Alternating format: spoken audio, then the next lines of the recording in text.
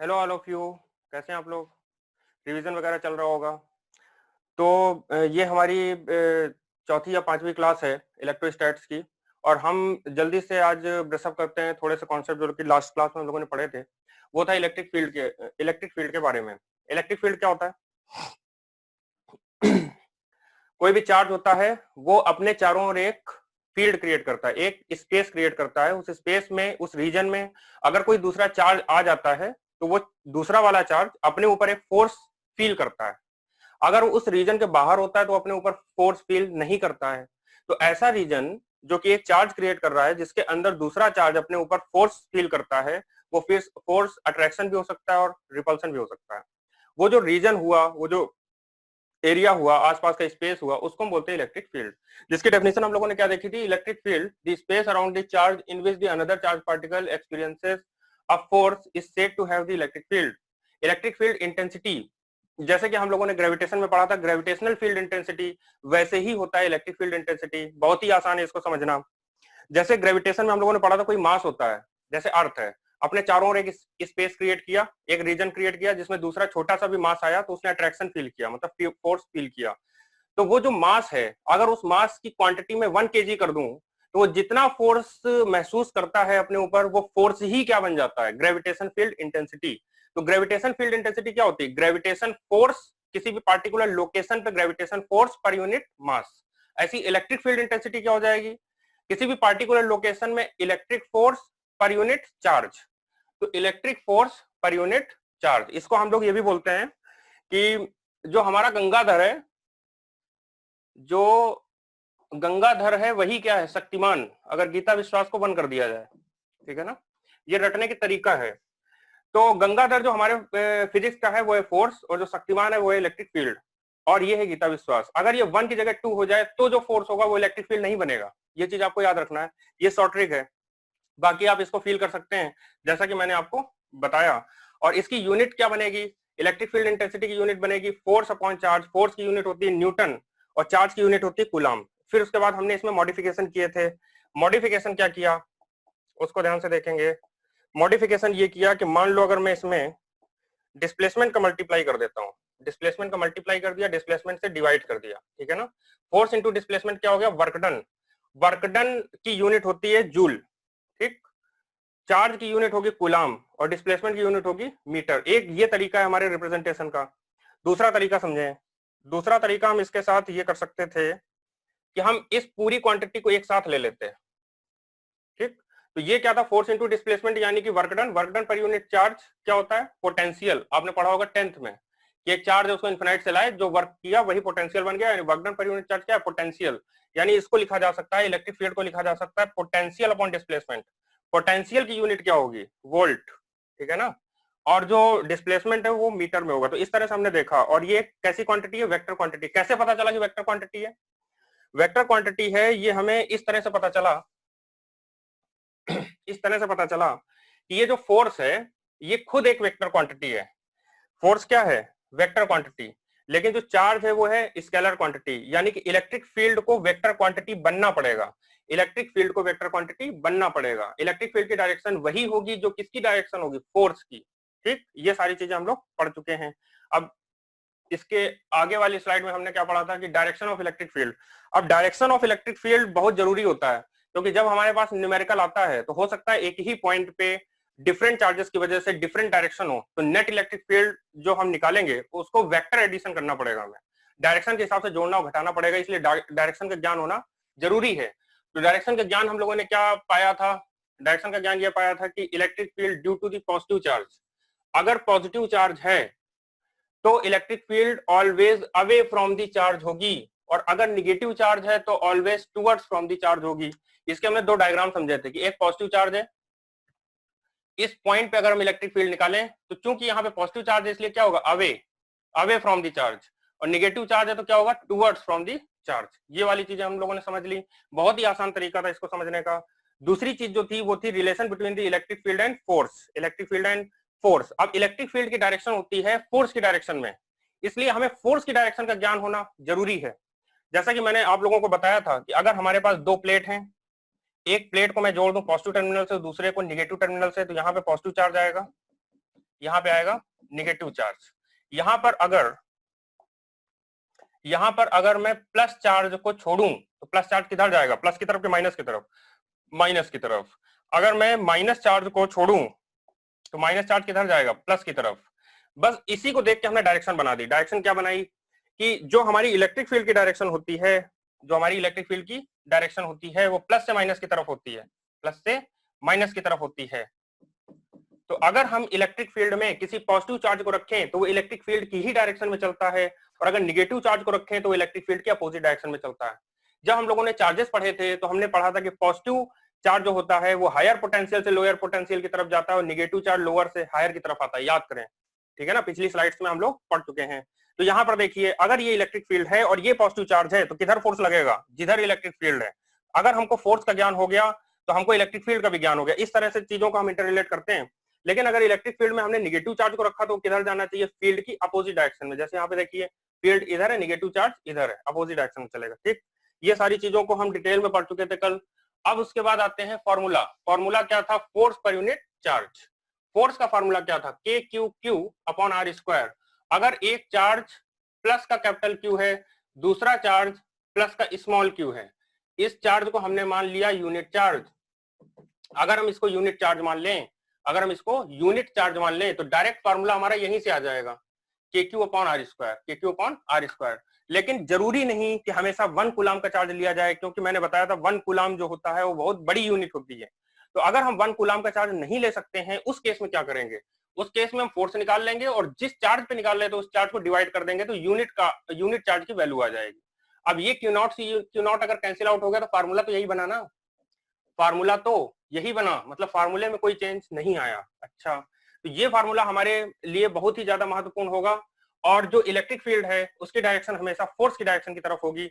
इन चीजों का हमें ध्यान देना पड़ेगा। अगर पॉजिटिव चार्ज है तो उसी डायरेक्शन में चलेगा जिधर इलेक्ट्रिक फील्ड होगी। अगर निगेटिव चार्ज है तो इलेक्ट्रिक फील्ड की डायरेक्शन के अपोजिट डायरेक्शन में चलेगा, या लोअर पोटेंशियल से हायर पोटेंशियल की तरफ चलेगा, ठीक। फिर उसके बाद हम लोगों ने ये देखा कि जो हमारा कूलम लॉ था वो पॉइंट चार्जेस के लिए वैलिड था, लेकिन जरूरी नहीं कि हमेशा हमको एक पॉइंट चार्ज दिया जाए। अगर हमने कंडक्टर पे एक चार्ज दिया तो वो तो उसकी पूरी सरफेस पे फैल जाता है। ये चीजों का डिस्कशन हम कर चुके हैं प्रॉपर्टीज ऑफ चार्जेस में, ठीक। वहां पे हमने डिस्कस किया था कि अगर हम चार्ज दें तो उसके सरफेस पे कैसे डिस्ट्रीब्यूट होगा, क्यों डिस्ट्रीब्यूट होगा। तो क्यों पे अब नहीं जाते हैं क्योंकि बहुत ज्यादा टाइम किल हो जाएगा, ठीक। तो यहाँ पर हमने ये देखा कि अगर कंटिन्यूअस चार्ज डिस्ट्रीब्यूशन, अब कंटिन्यूअस चार्ज डिस्ट्रीब्यूशन हो कैसे सकता है। मान लो मैंने बहुत लंबा तार लिया और तार कंडक्टर है, उस पर एक किनारे पे चार्ज दूंगा, पूरा फैल जाएगा ड्यू टू रिपल्सन, ठीक है, सारा सरफेस पे आ गया। अब अगर मैं उस तार की डायमेंशन को चेक करूं तो उसका डायामीटर बहुत छोटा होता है और लेंथ बहुत बड़ी होती है, इसलिए बहुत बड़ी लेंथ के कंपैरिजन में उसके डायमीटर को हम इग्नोर कर देते हैं। इसलिए ये मानते हैं कि जितना भी चार्ज दिया वो उसकी पूरी लेंथ में डिस्ट्रीब्यूट हो गया। ऐसे डिस्ट्रीब्यूशन को बोलते हैं linear charge distribution, linear charge distribution, और उसको बोलते हैं चार्ज पर यूनिट लेंथ।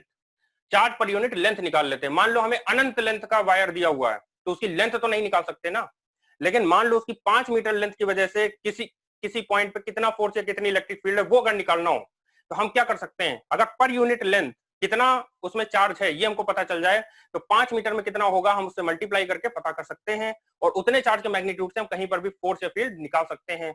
तो ये इसका महत्व होता है कि जब हम पर यूनिट लेंथ निकालते हैं, उसका सिंबल हमने बताया था कि उसको हम लैम्डा लेंगे, ठीक। अब जरूरी नहीं कि हमेशा लेंथ हो। मान लो एक हॉलो स्फीयर है और हॉलो स्फीयर जो है वो कंडक्टिंग है, उसके एक पॉइंट पे चार्ज दिया, पूरा यूनिफॉर्मली डिस्ट्रीब्यूट हो गया, कहां पे हो गया, सरफेस पे। अब यहां पर हम पर यूनिट लेंथ नहीं निकाल सकते, मतलब चार्ज पर यूनिट लेंथ को कैलकुलेट कर पाना पॉसिबल नहीं है क्योंकि उसमें एरिया है। तो हम क्या करेंगे, पर यूनिट एरिया निकालेंगे। इसको बोला गया surface charge density, surface charge density. इसको बोला गया था लीनियर चार्ज डेंसिटी, इसको बोला गया सरफेस चार्ज डेंसिटी। डेफिनेशन क्या बनी, चार्ज पर यूनिट एरिया। अच्छा, अब जरूरी नहीं कि हमेशा सरफेस हो, कभी ये हो सकता है कि वॉल्यूम भी हो। कैसे, मान लो जो हमने हॉलो स्फीयर लिया था वो पूरा सॉलिड हो, या और सॉलिड के साथ साथ नॉन कंडक्टिंग हो। अगर नॉन कंडक्टिंग है तो चार्ज जहां पे भी होगा वहीं पड़ा रहेगा, वो पूरा डिस्ट्रीब्यूशन नहीं होगा। जैसे तरबूज में काले काले बीज होते हैं, जहां जहां पे बीज होते हैं उनको हम चार्ज मान सकते हैं। तो पूरे वॉल्यूम में कौन डिस्ट्रीब्यूटेड हो गया, चार्ज। उस केस में हम सिंबल लेंगे रो, उसको बोला जाएगा charge per unit volume, charge per unit volume.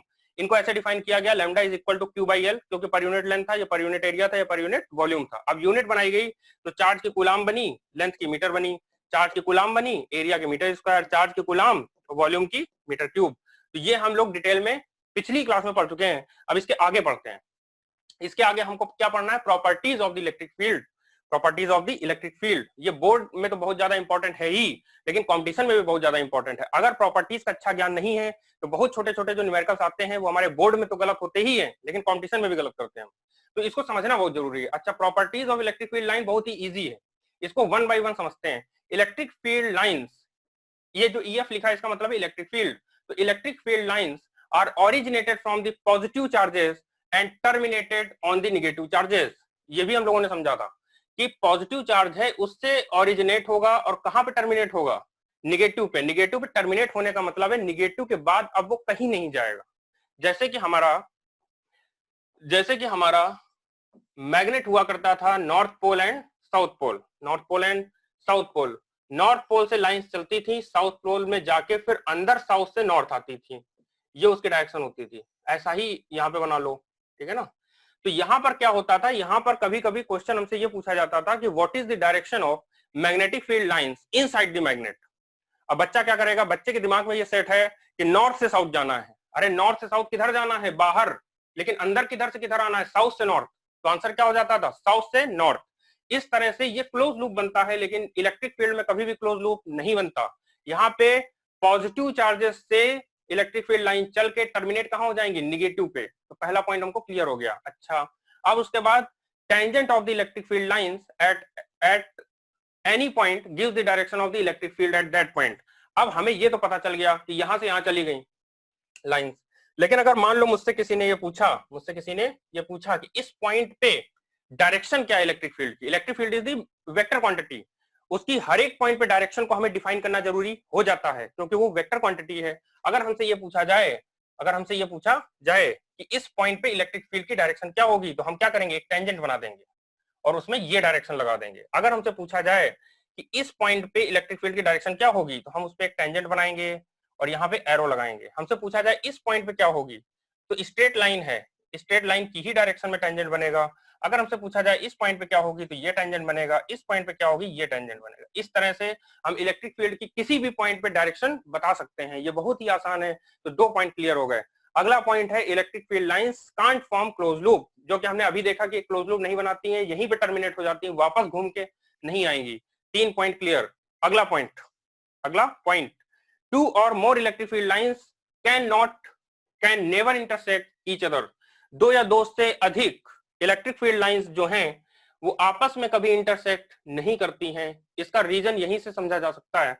मान लो मैं 2 इलेक्ट्रिक फील्ड लाइंस लूं, एक इलेक्ट्रिक फील्ड लाइन मैंने ऐसे बना दी, दूसरी इलेक्ट्रिक फील्ड लाइन ऐसे बना दी, दोनों में क्या हो गया, इंटरसेक्शन।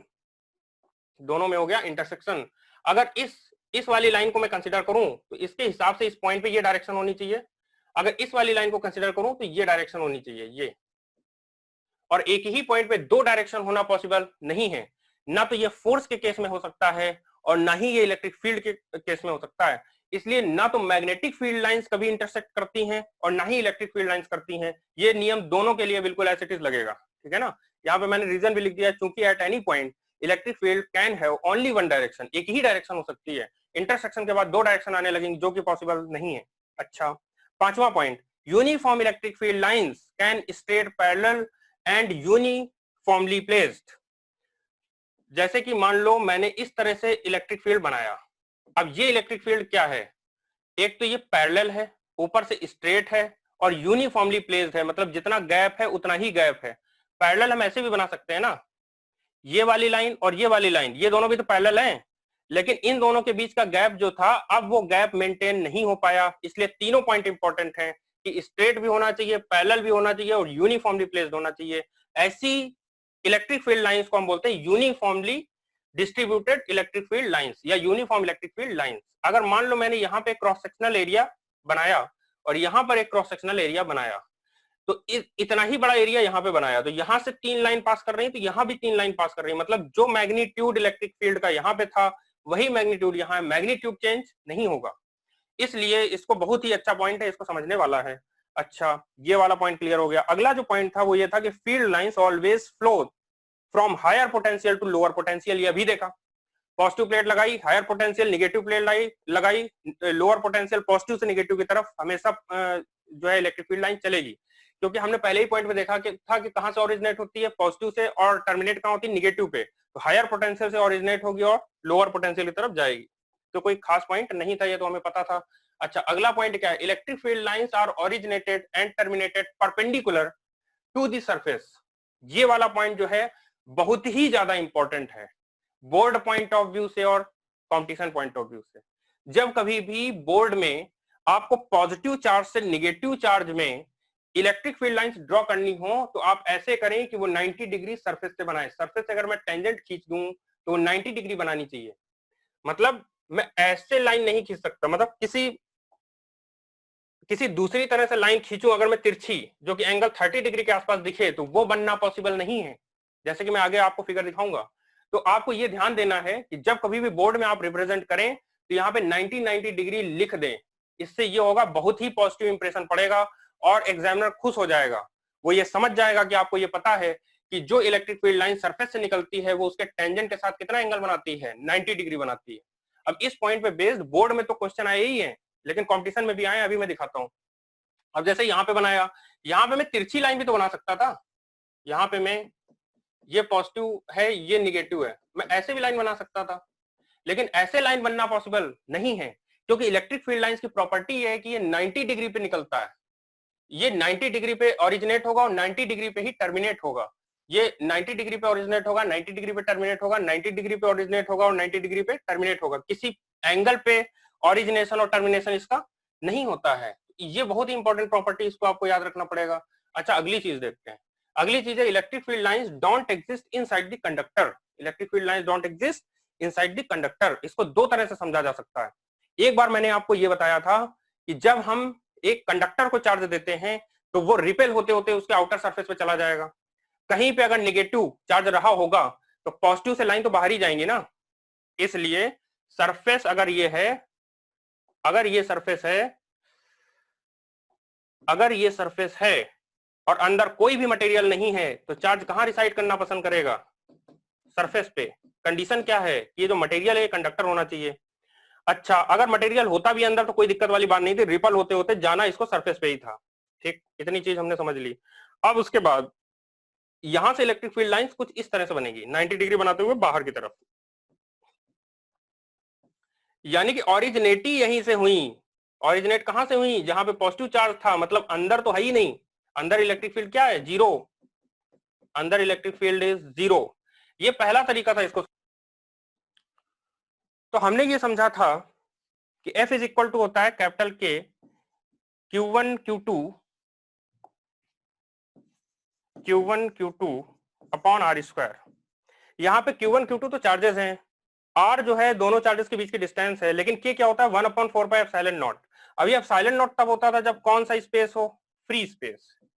फ्री स्पेस का मतलब होता है जहां पे एयर नहीं होगी, जहां पे मतलब कोई मीडियम नहीं होगा। अब फ्री स्पेस के लिए इसकी जो वैल्यू होती है एयर के लिए लगभग उतनी होती है, मतलब बहुत ही कम चेंज होता है, 0.0003 के आसपास का चेंजेस होता है, तो उसको हम इग्नोर कर देते हैं। और एप्सिलॉन नॉट की वैल्यू हम दोनों केस में कितनी मान लेते थे, 8.85 इंटू 10⁻⁻12 इतनी मान लेते थे। 10⁻⁻12 इतनी हमने मान लिया एप्सिलॉन नॉट की वैल्यू। लेकिन अगर मीडियम है, अगर किसी मीडियम में बात कर रहे हैं, मतलब वो फ्री स्पेस भी नहीं है और एयर भी नहीं है, वो कोई मीडियम अगर है, प्योर मीडियम, उसके अंदर अगर इलेक्ट्रिक फील्ड की बात करें तो यहाँ पे एप्सिलॉन के साथ में एम आता था। एप्सिलॉन के साथ क्या आता था, एम।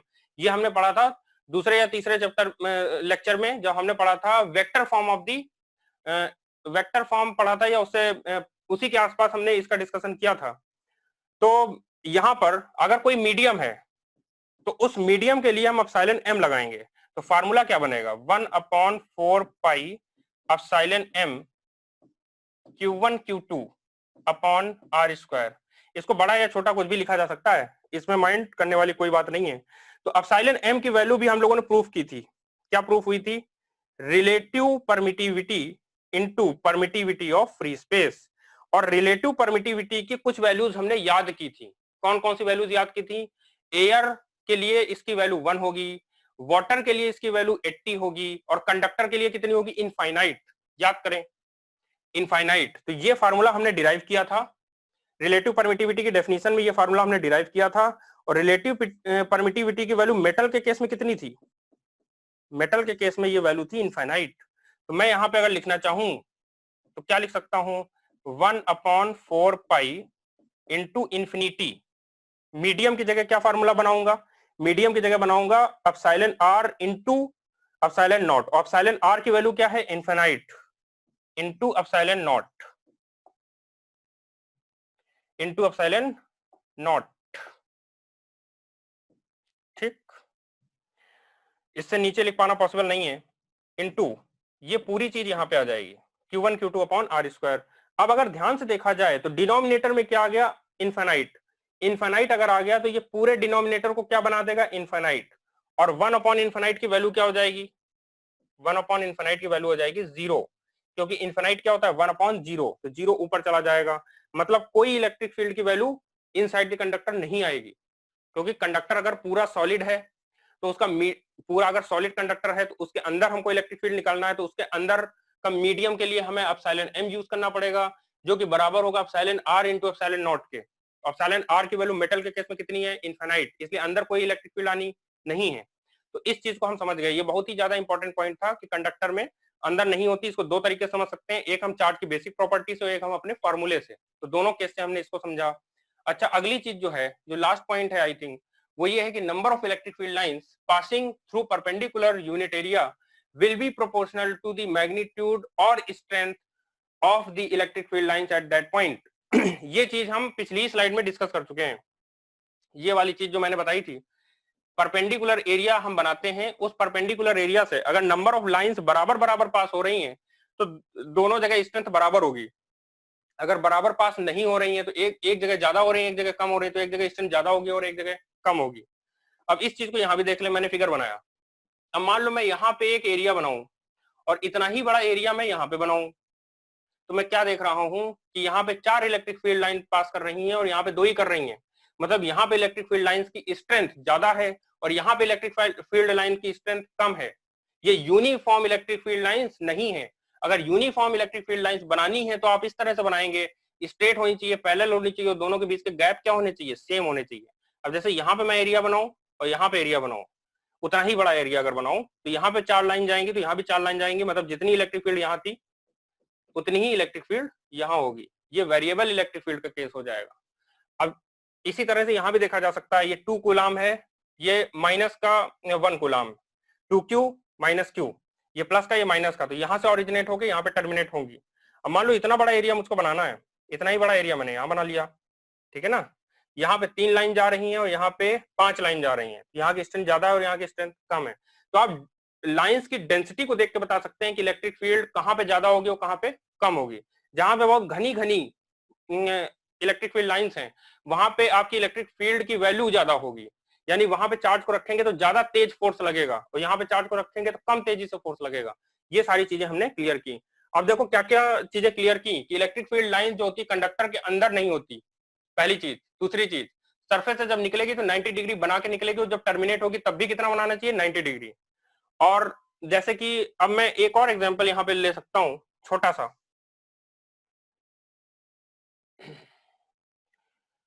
अगर मैं छोटा सा एक एग्जांपल लूं,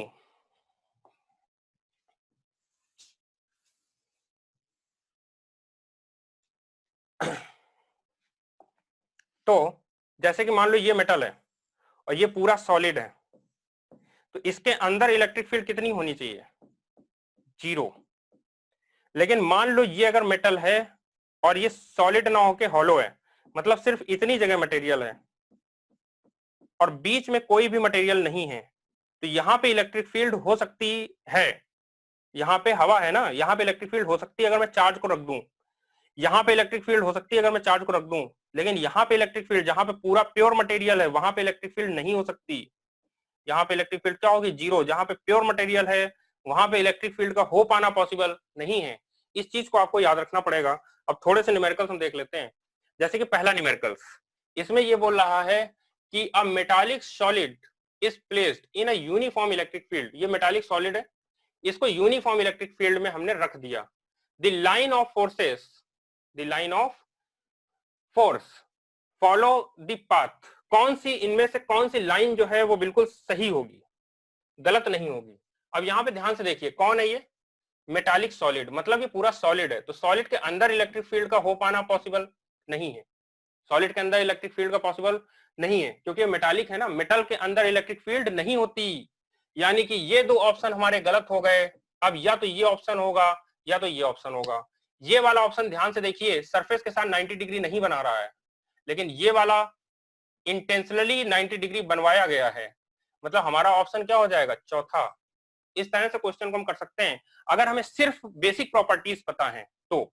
अब जैसे दूसरा क्वेश्चन, इसमें ये बोल रहा है कि a few electric field lines for a system of two charges Q1 and Q2 fixed at two different points, दो different point पे इनको fix कर दिया गया Q1 Q2 को on the x axis as shown in figure.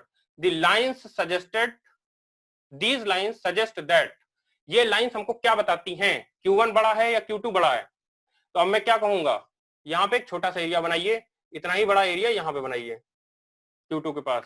तो हम ये देख रहे हैं Q1 के पास घनी घनी लाइंस आ रही हैं और यहाँ पे दूर दूर लाइंस जा रही हैं। मतलब Q2 क्या होगा, छोटा होगा, और Q1 क्या होगा, बड़ा होगा। तो Q1 बड़ा होगा और Q2 छोटा होगा। इस तरह से इसको किया जा सकता था, ये भी प्रॉपर्टी से किया जा रहा है। ये सारे कॉम्पिटिशन है और बिल्कुल इसी से मिलता जुलता बोर्ड में भी आएगा। ठीक, ये वाला। अब देखो यहाँ पे क्या बोला गया, मेटालिक सेल है। सेल का क्या मतलब है, ये जो इतना पोर्शन है ये मेटल का है, बीच में आपकी एयर है और बाहर भी एयर है। ठीक, तो metallic shell has a point charge Q। अब मेटालिक सेल के अंदर हमने एक पॉइंट चार्ज रख दिया Q इनसाइड द कैविटी। ठीक है, which one of the following diagram correctly represent the electric field line of force. ठीक, इलेक्ट्रिक फील्ड लाइंस का कौन सा करेक्ट रिप्रेजेंटेशन है, ये हमसे पूछा गया है। करेक्ट रिप्रेजेंटेशन कौन सा है। अब ध्यान से देखो, यहाँ पे क्या है, मेटल, और मेटल में इलेक्ट्रिक फील्ड हो ही नहीं सकती, लेकिन यहाँ पे तो लाइन बनाई गई है, यहाँ पे भी लाइन बनाई गई है, मतलब ये इसकी प्रॉपर्टी के ही खिलाफ है, मतलब ये ऑप्शन नहीं हो सकता। यहाँ पर हो सकता है, यहाँ पर हो सकता है, और ये ऑप्शन भी नहीं हो सकता क्योंकि मेटल के अंदर इलेक्ट्रिक फील्ड लाइन एग्जिस्ट नहीं करती है, इसलिए ये ऑप्शन भी गलत हो गया। अब या तो ये ऑप्शन होगा या तो ये ऑप्शन होगा। अब आप समझ चुके होंगे कौन सा ऑप्शन होगा। क्यों, क्योंकि यहाँ पे ये तिरछी तिरछी लाइंस जा रही हैं, 90 डिग्री नहीं बना रही हैं। ठीक है ना, तिरछी लाइन जा रही हैं, लेकिन इनको स्पेशली घुमाया गया है 90 डिग्री बनवाने के लिए।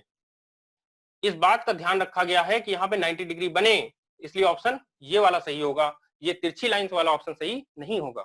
ठीक है, अगला क्वेश्चन जो कि मैं डिस्कस कर चुका हूं, शायद अपने पहले या दूसरे लेक्चर में मैंने आपको बताया था कि ये जो चीज होती है परमिटिविटी ऑफ फ्री स्पेस, इसकी जो डायमेंशनल फार्मूला है ये बहुत ही ज्यादा इंपॉर्टेंट होता है। देख लो, पूछा गया जेईई मेंस 2013 और न जाने कितने बार नीट में पूछा गया, आप अगर पन्ने पलटेंगे। अब देखो, इसकी डायमेंशन फार्मूला निकालना मैं फिर से आपको रिकॉल करा देता हूं, ये बहुत ही ज्यादा इंपॉर्टेंट है।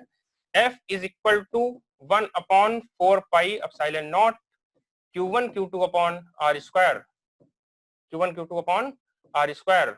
एप्सिलॉन नॉट की डायमेंशन निकालनी, तो इसको न्यूमरेटर में ले आओ और फोर्स को डिनोमिनेटर में ले जाओ। 1/4 पाई की कोई भी डायमेंशन नहीं होगी क्योंकि कांस्टेंट है। तो एप्सिलॉन नॉट क्या आया, Q1 Q2 upon force into radius square. Q1 Q2 क्या चीज है, चार्ज, चार्ज की यूनिट होती है कूलम, तो इसको लिख सकते हैं कूलम स्क्वायर अपॉन फोर्स की यूनिट न्यूटन और R स्क्वायर की यूनिट मीटर स्क्वायर। फोर्स क्या होता है, मास इनटू एक्सेलरेशन, मास क्या होगा कैपिटल M, एक्सेलरेशन क्या होता है मीटर पर सेकंड स्क्वायर, मीटर को L लिख सकते हैं, नीचे आएगा T की पावर 2 जो कि ऊपर जाके क्या बन जाएगा T की पावर -2। इन सारी चीजों को अगर यहाँ पे पुट करें, कूलम क्या होता है एम्पियर सेकेंड, क्योंकि I क्या होता है dq by dt, rate of flow of charge is known as current. इसकी यूनिट निकालनी है, ये सेकंड है, ये एम्पियर है, इनका मल्टीप्लाई कर दिया, एम्पियर सेकंड है, इसका स्क्वायर करेंगे तो क्या हो जाएगा a स्क्वायर t स्क्वायर। नीचे न्यूटन की डायमेंशन हम निकाल चुके हैं, m l t की पावर -2, और मीटर स्क्वायर का क्या मतलब हुआ, l स्क्वायर। अब l स्क्वायर और यहाँ पे l है, बाकी कहीं पे l नहीं है, तो l की पावर 3 डिनोमिनेटर में हो गई, जो कि ऊपर जाके क्या बन जाएगी l की पावर -3। m ऊपर गया तो m की पावर -1 हो गया, तो m की पावर -1, l की पावर -3, t की पावर -2 ऊपर जाके +2 हो जाएगा, ऑलरेडी +2 था तो उससे जुड़ जाएगा, तो ये हो गया t की पावर 4, 2 ऊपर जाएगा उससे ऐड हो जाएगा, और ये ऑलरेडी था a की पावर 2। तो ये हमारा डायमेंशनल फार्मूला बना m की पावर -1, l की पावर -3, t की पावर 4 और a की पावर 2। तो इस तरह से चीजों को हम निकाल सकते हैं। ये चीजें रटने वाली नहीं है, बस आप तरीका समझ लीजिए कि निकाला कैसे जाता है। अब इनमें से कोई भी चीज रटने वाली नहीं थी। अगर आपकी बेसिक्स क्लियर हैं, बेसिक प्रॉपर्टीज पता है, आपको डायमेंशन फार्मूला निकालने का ज्ञान है कि कैसे निकाला जाता है, तो आप इस तरह के 5 क्वेश्चन मैंने लगवा दिए, 4 क्वेश्चन बहुत ही चुटकियों में इसको लगाया जा सकता है। अब अगली जो इंपॉर्टेंट चीज हमको पढ़नी है वो है motion of the charged particle in uniform electric field. Sir अब हम जो हमें 90 डिग्री एंगल देखना है ना, हाँ, उस सरफेस के साथ देखना है। किसी भी सरफेस के साथ, चाहे वो प्लेन सरफेस हो या कर्व्ड सरफेस हो, दोनों में से किसी के साथ भी देखना है और टेंजेंट बना के देखना है। टेंजेंट बना के, जैसे कि कर्व सरफेस है, इससे अगर मैं तिरछी लाइन निकालूं यूं करके, तो अब ये 90 डिग्री यहां पे नहीं बन रहा। लेकिन अगर इंटेंशनली मैं ऐसे करके 90 डिग्री बना के तब मैं लाइन अगर ऐसे करके बढ़ाता हूं, तो यहाँ पे मुझे स्ट्रेट 90 डिग्री दिखने लगता है। बस इस बारीकी का आपको ध्यान देना है कि कहीं ऐसा तो नहीं दिख रहा है, तो हमें ऐसा दिखना चाहिए, ये सही होगा। क्लियर हुआ? Yes sir. ओके, और कोई डाउट? Good, very good. अब अगला टॉपिक हम प्रोसीड करते हैं, जो कि motion of the charged particle in the uniform electric field. अब कैसे पता चलेगा कि इसका मोशन कैसा होगा? हमने क्या पढ़ा? हमने ये पढ़ा कि अगर इलेक्ट्रिक फील्ड है, उसमें कोई भी चार्ज पार्टिकल रखो, उसमें फोर्स लगेगा, क्योंकि इलेक्ट्रिक फील्ड की डेफिनेशन क्या होती है? Force per unit charge. तो अगर इलेक्ट्रिक फील्ड में आपने चार्ज रखा, चाहे वो पॉजिटिव हो या निगेटिव, उसमें फोर्स जरूर लगेगा। अगर इलेक्ट्रिक फील्ड में पॉजिटिव चार्ज रखा, तो पॉजिटिव चार्ज पे जो फोर्स लगेगा वो इलेक्ट्रिक फील्ड की ही डायरेक्शन में लगेगा। देख चुके हैं, प्रॉपर्टी थी। और अगर निगेटिव चार्ज रखा तो इलेक्ट्रिक फील्ड की डायरेक्शन के अपोजिट डायरेक्शन में लगेगा। ठीक, अब इन चीजों को मद्देनजर रखते हुए हमने 2 कंडीशन ली। केस नंबर वन ये है कि when the charge particle is initially at rest, अगर चार्ज पार्टिकल को हम कोई वेलोसिटी ना दें, इलेक्ट्रिक फील्ड में जाके बस धीरे से रख के छोड़ दें, तो क्या होगा? क्या होगा का मतलब उस पर कितना फोर्स लगेगा, उसका एक्सेलरेशन कितना होगा, उसकी वेलोसिटी कितनी होगी, टाइम टी समय के बाद उसकी वेलोसिटी कितनी हो जाएगी। इनिशियल तो 0 थी क्योंकि ऐसे रख के छोड़ के आए। टी समय के बाद, मतलब 1 सेकंड, 2 सेकंड, 5 सेकंड के बाद उसकी वेलोसिटी कितनी हो जाएगी टाइम के रिस्पेक्ट में। अगली चीज, जब वो 5 मीटर चल चुका होगा, तो उस 5 मीटर के जब एंड में वो पहुंचा होगा, तब वेलोसिटी कितनी होगी। मतलब हमने टाइम नहीं पूछा, हमने पूछा डिस्प्लेसमेंट के रिस्पेक्ट में वेलोसिटी। तो हमसे ये पूछा जा सकता है कि उस पर कितना फोर्स लगा, पहली चीज। दूसरी चीज पूछी जा सकती है उसका एक्सेलरेशन कितना था। तीसरी चीज, वेलोसिटी बताइए इतने समय के बाद, या वेलोसिटी बताइए इतने डिस्प्लेसमेंट के बाद। या आपसे पूछा जा सकता है मोमेंटम क्या होगा, मास इनटू वेलोसिटी। या आपसे पूछा जा सकता है कि उसकी काइनेटिक एनर्जी कितनी होगी। ये सारी चीजें रटनी नहीं है, बिल्कुल भी नहीं रटनी, एक भी चीज नहीं रटनी। बस आपको ये रटना है इलेक्ट्रिक फील्ड की डेफिनेशन क्या होती है, फोर्स पर यूनिट चार्ज। बस इतना याद होना चाहिए। तो फोर्स क्या हो जाएगा, चार्ज का मल्टीप्लाई कर दो। Electric field into charge is known as force, या electric field is equal to force upon charge. Charge से मल्टीप्लाई किया तो फोर्स बन गया, चार्ज से डिवाइड कर दिया फोर्स में तो इलेक्ट्रिक फील्ड बन गई। बस इतना याद होना चाहिए। अब देखो यहाँ पे बात क्या किया गया है, बात किया गया है यूनिफॉर्म इलेक्ट्रिक फील्ड। और यूनिफॉर्म इलेक्ट्रिक फील्ड क्या होती है, जो कि स्ट्रेट हो, पैरेलल हो, यूनिफॉर्मली डिस्ट्रीब्यूटेड हो, यानी उनके बीच का गैप सेम हो। तो मैंने ऐसी ही बना ली, स्ट्रेट बना ली, पैरेलल बना ली, उनके बीच का गैप भी क्या रखा मैंने, सेम रखा। अब मुझे पता है पॉजिटिव रखेंगे तो इधर भागेगा, निगेटिव रखेंगे तो इधर भागेगा। अब मैंने एक केस ले लिया, लेट। मैंने क्या ले लिया, लेट, कि अगर पॉजिटिव चार्ज है तो उस पर फोर्स किधर लगेगा, इलेक्ट्रिक फील्ड की डायरेक्शन में, तो इधर की तरफ फोर्स लगेगा। फोर्स कितना लगेगा, फोर्स लगेगा Q इंटू ई। कैसे पता चला, क्योंकि इलेक्ट्रिक फील्ड की डेफिनेशन क्या होती है, force per unit charge. Charge को अगर डिवाइड कर दे तो क्या आ गया, इलेक्ट्रिक फील्ड। तो चार्ज से मल्टीप्लाई कर देंगे तो क्या आ जाएगा, फोर्स। तो इतना फोर्स लगेगा इस चार्ज पे। इस फोर्स की वजह से एक्सेलरेशन बनेगा। क्यों? क्योंकि चार्ज में ऑलरेडी क्या होगा, मास, और फोर्स क्या होता है, मास इंटू एक्सेलरेशन। फोर्स होता है मास इंटू एक्सेलरेशन, और फोर्स की वैल्यू किसके बराबर, Q इंटू ई के बराबर। तो अगर मास से डिवाइड कर दिया जाए तो क्या आ गया, एक्सेलरेशन। यहाँ पे देखिए, फोर्स इज इक्वल टू होता है मास इंटू एक्सेलरेशन। फोर्स को लिख सकते हैं QE। क्यों लिखा गया, क्योंकि इलेक्ट्रिक फील्ड की डेफिनेशन क्या होती है, force per unit charge. Charge को उठा के यहाँ पे मल्टीप्लाई कर दोगे तो फोर्स आ जाएगा, जो कि कितना आया, Q इंटू ई। और फोर्स ही क्या होता है, मास इंटू एक्सेलरेशन। हमको क्या निकालना था, एक्सेलरेशन। तो मास से क्या कर दिया, डिवाइड, तो हमारे पास आ गया एक्सेलरेशन का फार्मूला। इसको रटने की कोई जरूरत नहीं है। ठीक, एक्सेलरेशन निकाल लिया। एक्सेलरेशन का मतलब होता है कि वेलोसिटी लगातार समय के साथ चेंज होगी, क्योंकि एक्सेलरेशन की डेफिनेशन क्या होती है, rate of change of velocity. अगर वेलोसिटी अपने मैग्नीट्यूड को बदल नहीं रहा है, 10 मीटर पर सेकंड, 10 मीटर पर सेकंड, 10 मीटर पर सेकंड, तो चेंज कितना हुआ, 10 minus 10 zero, acceleration is zero.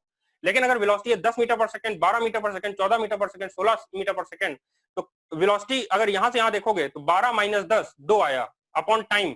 मान लो 1 सेकंड था तो 2 आ गया एक्सेलरेशन।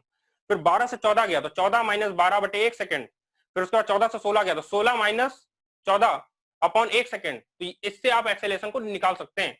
या स्टार्टिंग में था 10 और बाद में हो गया 16 3 सेकंड में, तो 16 माइनस 10 अपॉन 3 सेकंड, ऐसे एक्सेलेरेशन को निकाला जा सकता है।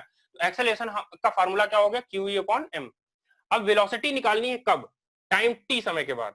अब देखो हमारे पास फार्मूले क्या होते हैं, v is equal to U plus A T, v is equal to U plus A T, v square is equal to U square plus 2as and s is equal to U T plus half A T square.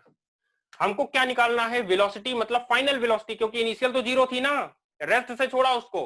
अगर हमने उसको rest से छोड़ा तो u बराबर क्या हो गया 0। यानी कि अगर वेलोसिटी वो हमसे पूछ रहा है तो u नहीं पूछ रहा है, क्या पूछ रहा है, v। टाइम t समय के बाद कितनी वेलोसिटी होगी। तीसरे फार्मूले को देखें, इसमें v आता ही नहीं है, मतलब ये फार्मूला तो हम लगा ही नहीं सकते। दूसरे को आप देखें, यहाँ पे v तो आता है लेकिन टाइम नहीं आता, और हमें किसके रिस्पेक्ट में बताना है, टाइम के रिस्पेक्ट में। तो हम ये दो फार्मूले तो लगा ही नहीं सकते। अच्छा, ये फार्मूले हम लगा क्यों रहे हैं, क्योंकि स्ट्रेट लाइन मोशन हो रहा है। स्ट्रेट लाइन के लिए तो तीनों फार्मूले वैलिड है। दूसरी चीज, स्ट्रेट लाइन मोशन के अलावा इन तीनों फार्मूलों में एक्सेलेरेशन कांस्टेंट होना चाहिए। एक्सेलेरेशन अपनी वैल्यू को चेंज नहीं करना चाहिए। अब ध्यान से देखें, एक्सेलेरेशन क्या आया, QE अपॉन m। मास तो चार्ज का चेंज होगा नहीं, चार्ज का मैग्नीट्यूड कभी चेंज नहीं होता, चाहे जितनी वेलोसिटी हो जाए। मैंने इस चार्ज की प्रॉपर्टी में पढ़ाया था आपको कि मास चेंज होता है फ्रेम ऑफ रेफरेंस के रिस्पेक्ट में, लेकिन चार्ज की वैल्यू चेंज नहीं होती। इलेक्ट्रिक फील्ड पहले ही दे दिया कि यूनिफॉर्म है, मतलब इसका मैग्नीट्यूड चेंज नहीं हो सकता। मतलब एक्सेलेरेशन क्या हो गया, कांस्टेंट। अगर एक्सेलेरेशन कांस्टेंट है और मोशन स्ट्रेट लाइन है तो ये तीन इक्वेशन ऑलवेज वैलिड हैं। उनमें से दो इक्वेशन नहीं लगा सकते, ये इसलिए नहीं क्योंकि इसमें v नहीं है, ये इसलिए नहीं क्योंकि t नहीं है, और हमें t के रिस्पेक्ट में भी बताना है। तो only the formula v is equal to U plus A T is the only formula. अब इसको हमने लगाया, इनिशियल वेलोसिटी 0 थी क्योंकि रेस्ट से छोड़ा गया, तो v क्या हो गया 80, v क्या हो गया 80, और v हमको बताना था तो a की वैल्यू रखनी पड़ेगी। a की वैल्यू हम निकाल चुके हैं QE अपॉन m। तो यहाँ पे a की जगह क्या रख दिया हमने, QE upon m into T. ये क्या हो गई वेलोसिटी। ये रटना नहीं है, ये अगर रटने लगे मानसिक स्थिति खो दोगे। मैं बता रहा हूँ, कुछ नहीं रटना, बस सिस्टमैटिक तरीके जैसे मैं बताता जा रहा हूँ वैसे सुनते जाओ। अगली चीज बतानी है, velocity in the terms of displacement without time. आपको टाइम नहीं दिया गया लेकिन डिस्प्लेसमेंट दिया गया, इतने मीटर के बाद आप वेलोसिटी बताइए। फार्मूलों को देखें, पहला फार्मूला तो लग ही नहीं सकता क्योंकि इसमें डिस्प्लेसमेंट ही नहीं है, एस आया ही नहीं, पहला लग ही नहीं सकता। डिस्प्लेसमेंट या तो दूसरे फार्मूले में है या तो तीसरे फार्मूले में। लेकिन तीसरे फार्मूले में क्या है, time, UT plus half A T square. यहाँ पे टाइम की कोई चर्चा नहीं की गई, हमसे बताया गया 5 मीटर के बाद कितना टाइम लगेगा, नहीं बताया। ये फार्मूला भी नहीं लगा सकते। Only the option v is equal to U square plus 2as। u 0 हो गया क्योंकि रेस्ट से छोड़ा था, तो v कितना आया 2as। v square is equal to 2as, square हटेगा तो अंडर रूट लगेगा। a की वैल्यू हम निकाल चुके हैं QE अपॉन m, तो a की वैल्यू हमने QE अपॉन m रख दिया। डिस्प्लेसमेंट अपनी जगह पे और 2 अपनी जगह पे, यहां से वेलोसिटी आ गई in the terms of displacement. क्या समझ में आया। अगर आपने 11th में स्ट्रेट लाइन मोशन का थोड़ा भी ज्ञान रखा है तो इस टॉपिक में कोई भी दिक्कत नहीं आएगी। अगली चीज, अब आपको मान लो निकालना है मोमेंटम। मोमेंटम क्या होता है, कोई बॉडी है जिसमें मास था, उसको हमने फेंका तो उसमें वेलोसिटी भी आ गई और मास तो पहले ही से था। तो अब मैं बार बार ये नहीं बोलूंगा कि इसमें वेलोसिटी भी है, मास भी, वेलोसिटी भी है, मास भी है। मैं क्या बोलूंगा, इसमें मोमेंटम है। इसमें क्या है, मोमेंटम। मोमेंटम क्या होता है, मास इंटू वेलोसिटी। मोमेंटम क्या होता है, मास इंटू वेलोसिटी। मोमेंटम निकालने के दो तरीके हैं, या तो आप न्यूटन की बेसिक डेफिनेशन, न्यूटन का जो सेकंड लॉ था, force is equal to rate of change of force is equal to rate of change of momentum, या rate of change of momentum is known as force.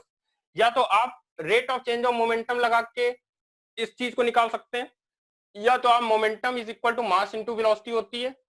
Velocity क्या होती है, अभी अभी निकाला था पीछे, वेलोसिटी क्या आई थी, QET अपॉन m। तो वेलोसिटी क्या है, QET अपॉन m। मोमेंटम क्या है, मास इंटू वेलोसिटी। ठीक, मास इंटू फाइनल वेलोसिटी, क्योंकि इनिशियल तो 0 थी। फाइनल वेलोसिटी क्या है, QET अपॉन m। m से m कैंसिल आउट हो गया, मोमेंटम कितना आ गया, QET। ये तरीका नंबर 1। दूसरा तरीका, force is equal to change in momentum upon change in time. Change in momentum क्या होता है, final momentum minus initial momentum. इसकी जगह रख सकते हैं फाइनल माइनस इनिशियल। मोमेंटम क्या होता है, मास इंटू वेलोसिटी। अगर इनिशियल मोमेंटम लिखेंगे तो मास इंटू इनिशियल वेलोसिटी लिखेंगे, और इनिशियल वेलोसिटी क्या है, 0, रेस्ट से छोड़ा था ना, इसलिए इनिशियल मोमेंटम क्या हो गया, 0। फाइनल मोमेंटम क्या होगा, मास इंटू वेलोसिटी। फाइनल मोमेंटम क्या होगा, मास इंटू वेलोसिटी। लेकिन हमें इस तरीके से नहीं निकालना है, तो फाइनल मोमेंटम को यही रखना है और टाइम से मल्टीप्लाई कर देना है। टाइम से क्या कर देना है, मल्टीप्लाई। तो फाइनल मोमेंटम क्या होगा, फोर्स इंटू टाइम। लेकिन फोर्स क्या होता है, क्यू इंटू ई। फोर्स क्या होता है, क्यू इंटू ई, क्योंकि ई क्या होता है, फोर्स अपॉन क्यू। तो फोर्स क्या हुआ, क्यू इंटू ई। तो फोर्स की वैल्यू हमने रख दी q into e into t into t. यही हो गया मोमेंटम। यहां भी यही है, यहां भी यही है, दोनों तरीके से निकाला जा सकता है। अगली चीज है काइनेटिक एनर्जी। काइनेटिक एनर्जी क्या सर होती है, पिछली स्लाइड का स्क्रीनशॉट लेने दीजिए, बच्चों को स्क्रीनशॉट का टाइम दीजिएगा।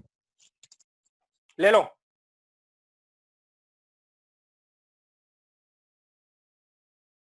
प्रिया क्वेश्चन पूछिए।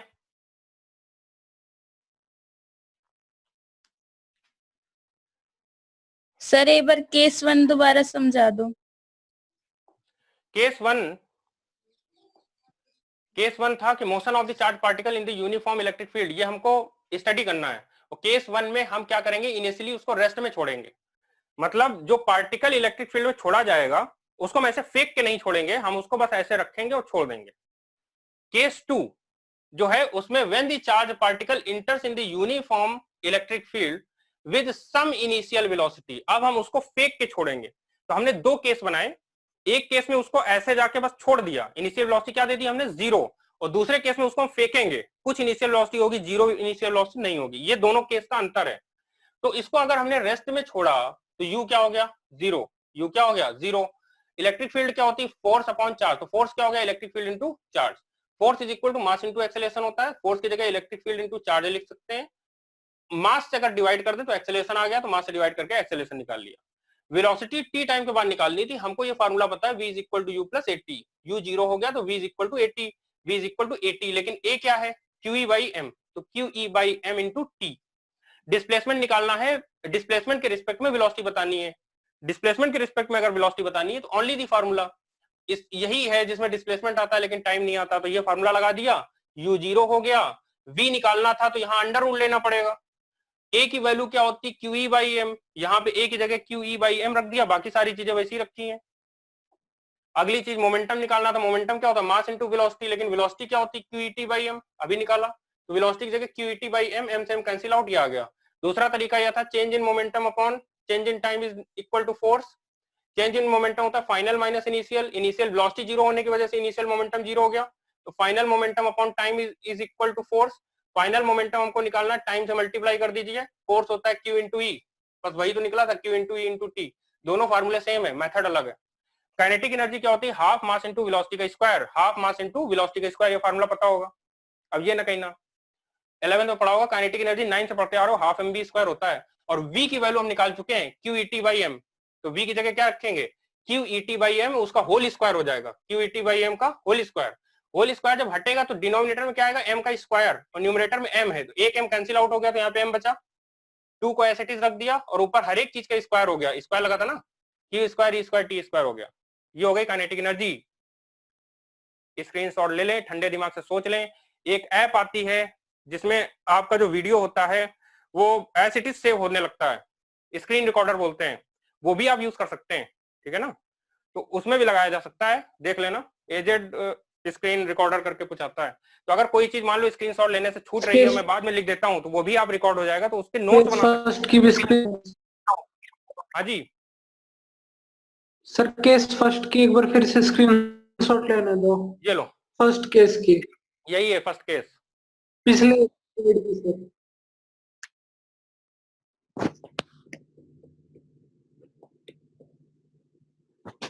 ले लिया Rajat, yes sir. Okay very good. इसका भी Yes, ले लो sir. अगर लेना चाहते हो तो।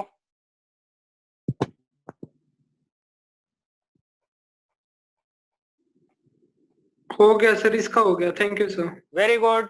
Case number 2, when the charge particle enters the uniform electric field with some initial velocity. अब at right angle 90 डिग्री के एंगल पे इंटर कराना है और कुछ वेलोसिटी से कराना है। किस तरह से हो सकता है, मान लो ये इलेक्ट्रिक फील्ड है, इससे 90 डिग्री पे हमको इंटर कराना पड़ेगा। तो चार्ज को हमने 90 डिग्री पे इंटर कराया और v वेलोसिटी से कराया। इस v वेलोसिटी को मैं u में कन्वर्ट कर देता हूं, नहीं तो आगे चल के v और u में कंफ्यूजन हो जाएगा, ठीक है। तो इसको मैंने u में कन्वर्ट कर दिया, ये आपकी इनिशियल वेलोसिटी हो गई, ठीक।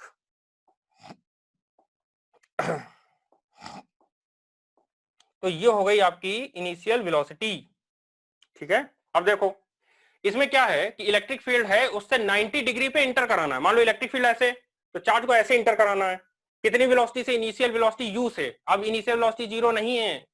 अब देखो होगा क्या कि इलेक्ट्रिक फील्ड में जब आपने ऐसे करके इंटर कराया, चार्ज को ऐसे करके इंटर कराया, तो चार्ज तो इधर जा रहा है ऊपर की तरफ, इलेक्ट्रिक फील्ड इधर है। अगर चार्ज पॉजिटिव है तो इलेक्ट्रिक फील्ड की डायरेक्शन में फोर्स लगेगा। इलेक्ट्रिक फील्ड की डायरेक्शन में क्या लगेगा? फोर्स। यानी चार्ज तो ऊपर जा रहा था लेकिन फोर्स किधर लग रहा था? इधर 90 डिग्री पे। 90 डिग्री में लगने वाला फोर्स क्या आपने पढ़ा है? बिल्कुल पढ़ा है। आपने 11th के दूसरे या तीसरे चैप्टर में प्रोजेक्टाइल मोशन पढ़ा होगा। प्रोजेक्टाइल मोशन में 90 डिग्री में फोर्स वाला केस आता है। अगर आपने नहीं पढ़ा तो ध्यान से देखें, बहुत कुछ सिखाना बाकी है। ये बिल्डिंग थी, बिल्डिंग से आपने एक बॉल को ऐसे करके फेंका u वेलोसिटी से, u वेलोसिटी से आपने हॉरिजॉन्टल वेलोसिटी दी, तो ux is equal to u हो गया। और uy कितना हो गया? 0, क्योंकि आपने हॉरिजॉन्टल वेलोसिटी किस डायरेक्शन में दी थी? x में। तो इनिशियल वेलोसिटी x में तो आ गई, लेकिन y में कोई वेलोसिटी नहीं दी थी, तो y की इनिशियल वेलोसिटी क्या हो गई? 0। और x यानी कि u initial velocity in x direction is u, जो कि हमने दी। 1 सेकंड के बाद क्या होगा इसको चेक करते हैं। 1 सेकंड के बाद, यहां पे मान लो टाइम था 0 सेकंड, जब टाइम हुआ 1 सेकंड, तो आप इस पार्टिकल को ध्यान से ऑब्जर्व करिए। इस पार्टिकल में ग्रेविटी फोर्स किधर लगाएगी? ग्रेविटी फोर्स नीचे की तरफ लगाएगी, mg। ग्रेविटी ने फोर्स किधर लगाया? ये फोर्स ड्यू टू ग्रेविटी है, mg 90 डिग्री पे।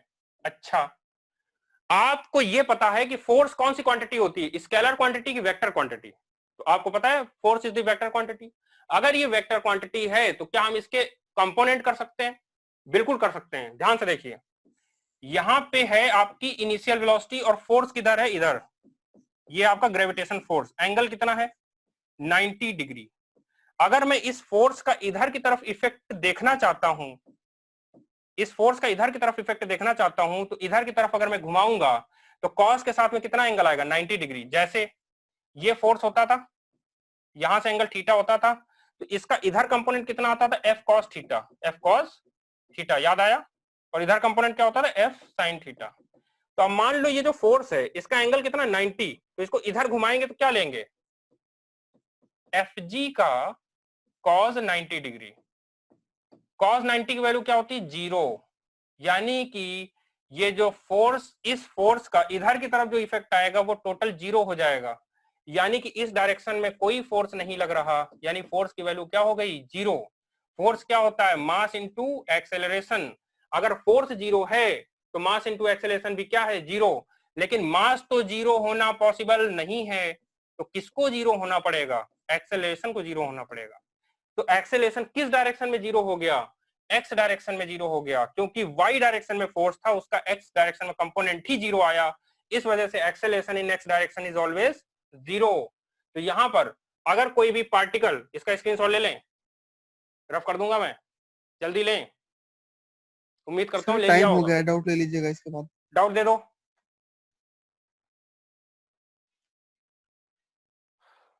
अगर किसी को कोई डाउट है तो पूछ ले। ये नहीं आता तो मेरी कोई गलती नहीं है। 11th आपका कंप्लीट नहीं है तो 12th के चैप्टर्स में दिक्कत आना स्वाभाविक है, क्योंकि ये अगर कंपोनेंट आप नहीं कर सकते तो आपको ये महसूस नहीं होगा कि इधर एक्सेलरेशन 0 हुआ, फिर v बराबर u प्लस at में a ढूंढने लगोगे तो दिक्कत करेगा। ठीक है ना? तो अगर इसका इधर की तरफ कंपोनेंट 0 है, मतलब फोर्स 0 है, फोर्स 0 है तो मास 0 हो नहीं सकता, मतलब एक्सेलरेशन 0, तो एक्सेलरेशन इन एक्स डायरेक्शन क्या हो गया? 0। तो एक्सेलरेशन सिर्फ और सिर्फ y डायरेक्शन में आएगा, जो कि g के बराबर होगा, एक्सेलरेशन ड्यू टू ग्रेविटी के बराबर होगा। ठीक है ना? इसके बाद हम अपनी कैलकुलेशन को आगे प्रोसीड करते हैं, तो फिर उसके बाद ट्रैजेक्टरी वगैरह भी निकाल पाते हैं। खैर, इतना पढ़ने में अगर कहीं पे कोई भी डाउट रहा हो तो कृपया पूछें।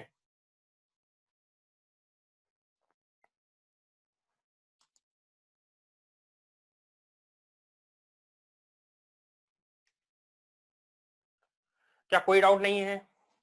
तो अभी अपने पास 2 मिनट है, क्या मैं आगे पढ़ा दूं? ठीक है, यस तो सर, आगे पढ़ा दूं? ठीक, यस यस, आगे पढ़ा। हाँ, तो ax आपका 0 हो गया। ax क्या हो गया? 0। एक्सेलरेशन आपका 0 हो गया। हमको वेलोसिटी निकालनी है एक सेकंड के बाद। 1 सेकंड के बाद दोनों वेलोसिटी होंगी, एक हॉरिजॉन्टल वेलोसिटी भी होगी, एक वर्टिकल वेलोसिटी भी होगी, दोनों होंगी ना, क्योंकि जब हमने छोड़ा था तब वर्टिकल में कोई वेलोसिटी नहीं थी, लेकिन वर्टिकल में क्या था, एक्सेलरेशन, और एक्सेलरेशन की वजह से अगले 1 सेकंड में कुछ ना कुछ वेलोसिटी यहाँ पे मिलने वाली है। लेकिन हॉरिजॉन्टल का एक्सेलरेशन क्या है, जीरो। एक्सेलरेशन क्या होता है, change in velocity upon change in time. Acceleration क्या होता है, change in velocity upon change in time, लेकिन एक्सेलरेशन क्या आया, जीरो, क्योंकि ग्रेविटी फोर्स का इधर कंपोनेंट जीरो आया, इसलिए एक्सेलरेशन जीरो आया। अगर एक्सेलरेशन जीरो है तो टाइम तो जीरो नहीं हो सकता, किसको जीरो होना पड़ेगा, चेंज इन वेलोसिटी को। Change in velocity is equal to zero का क्या मतलब हुआ, final velocity minus initial velocity is equal to zero, मतलब final velocity is equal to initial velocity. इसका मतलब है हॉरिजॉन्टल में वेलोसिटी चेंज हो ही नहीं रही, हॉरिजॉन्टल में वेलोसिटी चेंज नहीं हो रही, मतलब यहां पर वेलोसिटी u थी तो यहां भी वेलोसिटी कितनी होगी, u। लेकिन वर्टिकल में क्या होगा, वर्टिकल होता है v is equal to u plus 80। Initial velocity vertical direction में क्या थी, जीरो, अगले 1 सेकंड में कितनी हो जाएगी, एक्सेलरेशन के बराबर। लेकिन एक्सेलरेशन वर्टिकल डायरेक्शन में किसके बराबर होता है, g के बराबर, यानी वेलोसिटी कितनी आ गई, g के बराबर। 1 सेकंड के बाद 1 से मल्टीप्लाई कर दो g में तो g आया, तो ये वेलोसिटी कितनी हो गई, g। पार्टिकल किधर जाएगा, u की तरफ या g की तरफ। तो हमें पता है कि जब दो वेक्टर क्वांटिटी आ जाएं, जब दो वेक्टर क्वांटिटी आ जाएं तो पार्टिकल जाता है उनके रिजल्टेंट की तरफ, मतलब अब पार्टिकल सीधा ना जाके यहां आ चुका है, अब यहाँ पे टाइम हो चुका है 2 सेकंड। 2 सेकंड के बाद भी हॉरिजॉन्टल वेलोसिटी तो नहीं बदलेगी, यही पूरी कहानी आपको समझनी है। तो ये अगेन u है, लेकिन वर्टिकल वेलोसिटी कितने सेकंड के बाद, 2 सेकंड के बाद, तो यहाँ पे कितने से मल्टीप्लाई करोगे, 2 से, तो यहाँ कितना आ जाएगा 2g, तो यहाँ पे भाई साहब डबल हो गया 2g। अब इसका जब आपने रिजल्टेंट लिया तो आप यहां पहुंच गए, फिर अगले 1 सेकंड के बाद u नहीं बदलेगा, लेकिन ये 3g हो जाएगा। कितना हो जाएगा, 3g। आजकल किसी के भी मोबाइल में 3g स्पीड नहीं आ रही बिकॉज ऑफ लॉकडाउन, तो फिर से पार्टिकल यहां आ गया। अब देखिए, ध्यान से देखिए, पार्टिकल ऐसे चल रहा है, पार्टिकल कैसे चल रहा है, ऐसे, और इसी मोशन को बोलते हैं प्रोजेक्टाइल। प्रोजेक्टाइल, ये चीज हमको अगर समझ में आ गई तो आगे का डेरिवेशन हमारे लिए चुटकियों का खेल है भाई साहब। देखें कहां गया, ठीक। अब मान लो यहां पे इलेक्ट्रिक फील्ड थी इस डायरेक्शन में, आपने चार्ज पार्टिकल को ऐसे करके फेंका। चार्ज पार्टिकल कौन सा है, पॉजिटिव। अगर ये पॉजिटिव है तो फोर्स किधर लगेगा, इलेक्ट्रिक फील्ड के डायरेक्शन में। अगर फोर्स इधर लगेगा, इधर चल रहा था, फोर्स ऊपर लगा तो ऊपर की तरफ बेंड होता जाएगा, फोर्स की वजह से। फोर्स की वजह से क्या होता गया, बेंड होता गया। और ये जो इसने पाथ लिया, इस पाथ को ही क्या बोलते हैं, ट्रेजेक्ट्री। और ये एक प्रोजेक्टाइल होगा जिसको निकालना हमारे लिए बच्चों का खेल होगा। यहां से यहां तक की डिस्टेंस x, यहां से यहां तक की डिस्टेंस y। किसी टाइम t पे अगर ऐसा हुआ तो हम x भी निकाल सकते हैं और y भी निकाल सकते हैं, बिकॉज हमें प्रोजेक्टाइल आता है, हमें प्रोजेक्टाइल आता है। अब देखिए, हॉरिजॉन्टल मोशन में एक्सेलरेशन जीरो होता है, इसमें कोई संदेह नहीं है, क्योंकि यहाँ पे फोर्स तो वर्टिकल में लग रहा है ना, उसका इधर कंपोनेंट लोगे तो क्या हो जाएगा, फोर्स जीरो हो जाएगा, cos 90 आएगा। फोर्स जीरो तो एक्सेलरेशन जीरो, मतलब हॉरिजॉन्टल में एक्सेलरेशन क्या हो गया, जीरो। हॉरिजॉन्टल में अगर एक्सेलरेशन जीरो हो गया तो ध्यान से देखें, फार्मूला क्या है, s is equal to ut plus half at square. जो हमने वेलोसिटी दी थी वो x डायरेक्शन में दी थी, u आएगा, टाइम t भी आएगा, लेकिन एक्सेलरेशन जीरो होने की वजह से ये पूरा टर्म जीरो हो जाएगा। s जो डिस्प्लेसमेंट हुआ टाइम t में, टाइम t में जो s डिस्प्लेसमेंट हुआ उसको क्या लिखा गया, x। तो s की जगह में हमने रख दिया x, u की जगह में आ गया u, और t की जगह में क्या आ गया, t। ये फार्मूला हमने निकाल लिया, ठीक है। और vx हमारा कांस्टेंट होगा क्योंकि एक्सेलरेशन क्या है, zero. Very important point. Vertical motion जब कंसीडर करोगे तो s बराबर क्या आया, y। कितने टाइम में, t टाइम में। तो s की जगह में हमने रख दिया y, u क्या है, जीरो, क्योंकि u हमने x में दिया है, y में तो दिया ही नहीं, इसलिए y का u क्या है, जीरो। s क्या हो गया, y टाइम t के बाद। अच्छा, एक्सेलरेशन क्या होता है, फोर्स अपॉन मास। ऊपर की तरफ फोर्स कितना लगा होगा, q इंटू ई। अगर ये e इलेक्ट्रिक फील्ड है तो इलेक्ट्रिक फील्ड की डायरेक्शन में फोर्स कितना लगता है, q इंटू ई। तो फोर्स हो गया QE, और मास से डिवाइड कर देंगे तो एक्सेलरेशन आ गया। ut plus half at square में u को जीरो रख दिया गया, यहाँ पे आया 1/2, एक्सेलरेशन की वैल्यू आई QE अपॉन m। और t कितना हो गया, ध्यान से देखें, पहली इक्वेशन में आपने निकाला था x is equal to ut।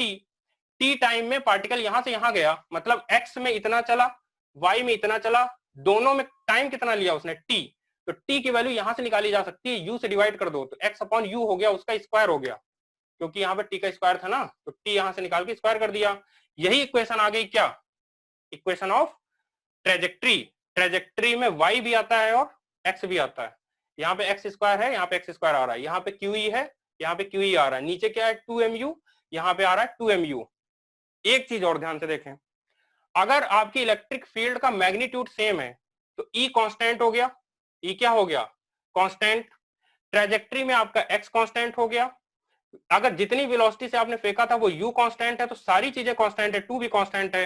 ये y किस पे डिपेंड करेगा, चार्ज अपॉन मास के रेशियो पे डिपेंड करेगा। मतलब चार्ज अपॉन मास का रेशियो अगर बढ़ेगा तो y बढ़ेगा, चार्ज अपॉन मास का रेशियो अगर ज्यादा हो गया तो ये पार्टिकल यहां भी जा सकता है, मतलब y बढ़ जाएगा। क्वेश्चन आपसे इस तरह से पूछा जाता है कि भाई साहब ये बताइए कि यहाँ पे चार्ज सर टू ओवर मास करते हैं रेशियो सर, खत्म कर टाइम हो दें। गया है। हाँ चार्ज सर, टू एक मास बच्चे का रेशियो कुछ किसका डाउट है, हाईएस्ट, देख लीजिए। तो चार्ज का मास रेशियो किसका हाईएस्ट अगर निकालना है, तीसरा वाला का y में डिफ्लेक्शन ज्यादा है तो यही हो गया। बाकी हम नेक्स्ट क्लास में फिर से डिस्कस करेंगे, कोई डाउट हो तो बता दो। ये स्लाइड बहुत ज्यादा इंपॉर्टेंट, बहुत अमूल्य स्लाइड है, इसका स्क्रीनशॉट जरूर ले लें।